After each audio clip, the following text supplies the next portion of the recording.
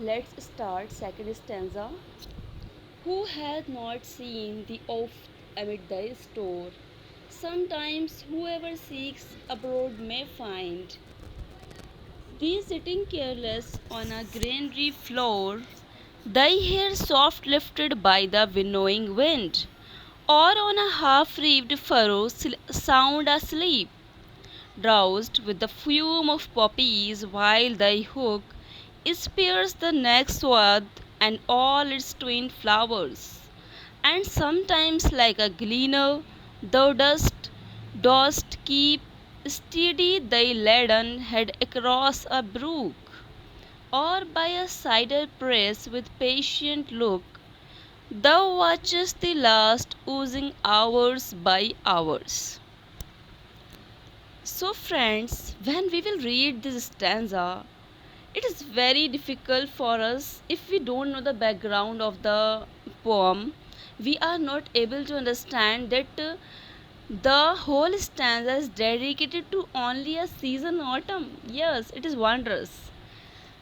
ऐसा लगता है जैसे कि इस स्टैंजा में हम बात कर रहे हैं किसी पर्सन की, मतलब ये कि इतने अच्छे से पर्सोनिफाई किया गया है पूरे स्टैंजा में, बहुत ही अच्छा पर्सोनिफिकेशन है ऑटम सीजन के लिए, right. Let's look at it. Who hath not seen the of एमिड the store.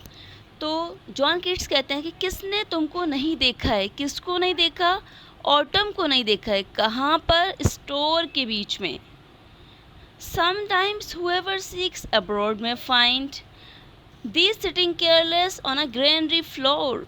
और कभी कभी क्या होता है कि अगर कोई जा रहा होता है तो वो तुम्हें पाता है कहाँ पर, दी यू सिटिंग केयरलेस, आराम से बेफिक्र होकर बैठे हुए, on a granary floor. Granary store करने के लिए जो होता है, ग्रेन्स को गोदाम जिसे कहते हैं हम, तो वहाँ पर आराम से बैठे हुए, विदाउट एनी केयर, केयरलेसली बैठे हुए देखा होगा। Thy hair soft lifted by the winnowing wind. और तुम्हारे जो हेयर हैं, किसके हेयर हैं, ऑटम सीजन के hair, soft lifted by the winnowing wind, मतलब उड़ रहे हैं एक तरह से, किससे, विनोइंग विंड से। विनोइंग विंड क्या है, विनोइंग यानी ब्लोइंग विंड, हवा चल रही है उससे तुम्हारे हेयर उड़ रहे हैं।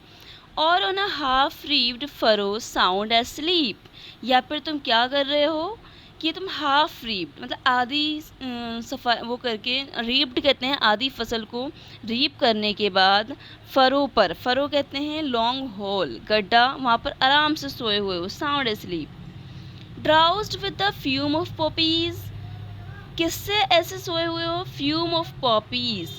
पॉपीज जो होता है फ्रेंड्स, रेड फ्लावर्स होते हैं जिससे ओपियम बनती है और दूसरी ड्रग्स भी बनती हैं, नशे की होती हैं, जो ड्राउजीनेस क्रिएट करती हैं।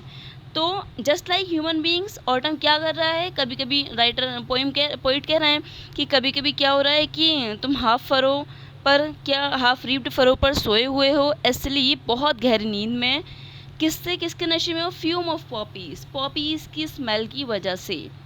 While thy hook spares the next swath and all its twined flowers, जबकि जो तुम्हारा हुक है, हुक क्या है, जो एक तरह का टूल होता है कट करने का क्रॉप को, वो क्या नहीं कट कर, नेक्स्ट स्वॉथ, रो जो होती है, एक लाइन होती है किसकी, कॉर्न की, किसी भी फसल की, उसको नहीं काटा है, and all its twined flowers, और उसके साथ जो फ्लावर्स हैं उसके नहीं काटा है, उसको कट नहीं किया है यानी। And some time like a gleaner, और कभी कभी किसकी तरह हो तुम, ग्लीनर की तरह। देखिए ग्लीनर कौन होते हैं, आपने देखा होगा सम टाइम इन फील्ड्स, खेतों में क्या होता है, वो लोग कट करने के बाद अपने सर पर सामान रखकर स्टोर करते हैं उसको, और लेकर जाते हैं एक जगह से दूसरी जगह जहाँ भी उन्हें पहुँचाना होता है। तो ऑटम को भी ऐसे ही एड्रेस कर रहे हैं, ग्लीनर की तरह कभी कभी तुम करते हो। Thou dost keep steady thy laden head across a brook, क्या करते हो, अपना सर बिल्कुल सीधा रखते हो, कहाँ पर, एक रिवर के पार करते हुए। Or by a cider press with patient look thou watchest the last oozing hours by hours। और फिर क्या कर रहे हो, या फिर साइडर प्रेस, साइडर प्रेस क्या है, ये जूस निकालने की जो एप्पल एंड वो होता है साइडर, इस तरह से उसको जूस निकलने की मशीन टाइप होती है, वहाँ पर तुम पेशेंट लुकते बहुत आराम से सुकून के साथ उसे देख रहे हो जूस निकलता हुआ। Thou watchest the last oozings hours by hours, घंटों तुम बैठे बैठे वहाँ पर क्या कर रहे हो, लास्ट ड्रॉप भी उसकी जूस की निकल रही है और तुम उसे देख रहे हो। तो यहाँ पर एक बहुत ही डिफरेंट टाइप का पर्सोनिफिकेशन किया गया है and it's looking like human being, that's it about it.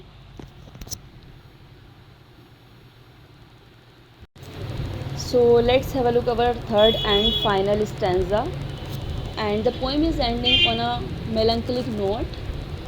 So let's start. Where are the songs of spring? Where are they? Think not of them, thou hast thy music too. Songs of spring कहाँ पर हैं? The poet is addressing to the autumn again.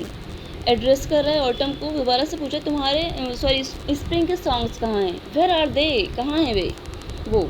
Think not of them, फिर कहता है नहीं उनके बारे में नहीं सोचो। Thou has the music too, तुम्हारे भी तो अपने सॉन्ग हैं। While barred clouds bloom the soft dying day, barred यानी क्लोज, एक तरह से जब ह्यूमिडिटी होती है तो clouds are not actually looking like it's going to be rain, और they are not very looking like cheerful, और they are not very clear sky नहीं होता है जब ह्यूमिडिटी होती है, उस टाइप के क्लाउड्स हैं। ये क्यों हैं? Because it is evening time, the day is ending here and it's looking like season is also ending here.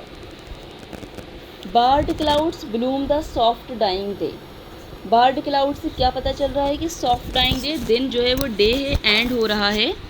And touch the stubble plains with rosy hue, और जब आप कहीं फील्ड में जाते हैं तो आपने देखा होगा कि इट्स लुकिंग लाइक क्लाउड्स जो हैं वो टच कर रहे हैं किसको?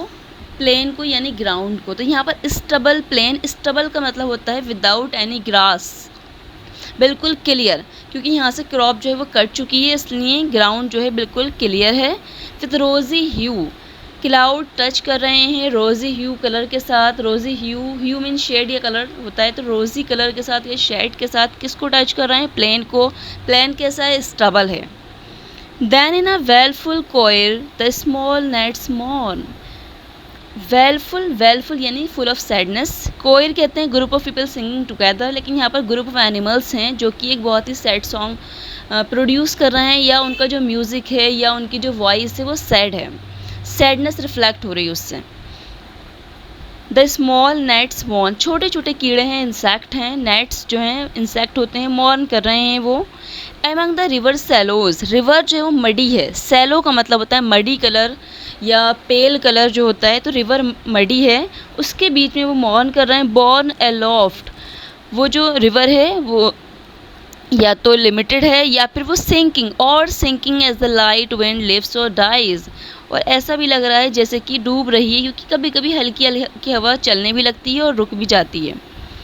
And full grown lambs loud bleat from hilly bourn, और जो फुल ग्रोन लैम्स हैं, लैम्प इज़ एन एनिमल, वो बहुत ज़ोरों से ब्लीड कर रहे हैं, चिल्ला रहे हैं कि they are crying from hilly bourn, कहाँ से? पहाड़ियों की बाउंड्री से। Hedge cricket sing, crickets that is also a type of insect, वो भी गा रहे हैं। Now with treble soft the red breast whistle from a garden croft, treble soft का मतलब है हाई पिच्ड वॉइस, बहुत ऊंची आवाज़ में। रेड ब्रेस्ट कौन है? ये रॉबिन एक तरह का ये भी इंसेक्ट है, इसकी बहुत लस्टी और लाउड वॉइस होती है। विसल्स, इसकी वॉइस ऐसी जैसी विजलिंग कर रहा है। फ्रॉम अ गार्डन क्रॉफ्ट, अपने घर से, बर्ड का इसका हाउस है एक, वहाँ से। And gathering swallows twitter in the skies, और जो swallow हैं दे आर ऑल्सो बर्ड, वो भी इकट्ठा ग्रुप है उनका, और वहाँ से वो ट्विटर, इट देर साउंड है उनका, नॉइज़ है उनका, इस तरह की वॉइस होती है। वो भी ट्विटर कर रहे हैं, कहाँ से? स्काई से, आसमान से। तो देखिए यहाँ हम देख सकते हैं कि इन्होंने कितने सारे एनिमल्स और इंसेक्ट को एड्रेस किया है। नेट्स, और उसके बाद है लैम्ब है, then crickets, then redbreast, then swallows. So the poem is ending here. Thank you very much for listening me to so patiently. Thank you so much.